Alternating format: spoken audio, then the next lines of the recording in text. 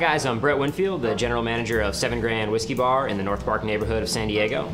And today we're going to talk a little bit about the Hakushu Distillery, and specifically the Hakushu Heavily Peated. So the Hakushu Distillery is just an amazing location. It sits high in the Japanese Alps, and it's got this really clean, fresh water. There's pine trees all around, and we actually had the luck, I should say, to go to the distillery in last April. Now, at the Hakushu Distillery, they can actually produce several different styles of whiskey, and that's achieved by 3 main components. So they use peated and unpeated barley, so that's one of the components. They have 6 sets of stills, and every single one of those stills is a different size and a different shape, allowing different spirits to come off of those stills with different flavor profiles, different densities, different weights. And then the other component is the different barrels they use. And the 3 kind of main barrels are ex-bourbon barrels, sherry casks, and also a specific kind of oak called Mizunara.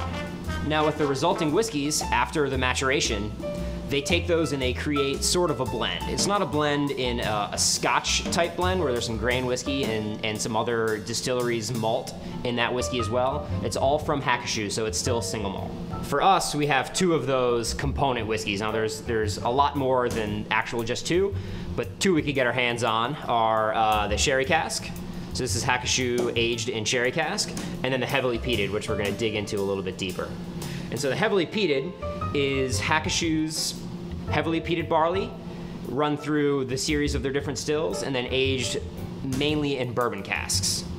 And it's not heavily peated as much as, say, a Lagavulin or a Lafroig is, but it's got some heavy peat for a Japanese whiskey, and still has the typical characteristics of the Hakushu Distillery. And you know, we don't like to tell you guys what we taste in things, but one of the markers that we find that's in a lot of Hakushu whiskeys is a pine note. And we think that's really interesting because it's in a pine forest, and so these barrels spend their time aging and absorbing that air that's just dense with that pine and kind of woodsy note. And we think that's a really amazing flavor that we just love it. So I'm gonna have a drink.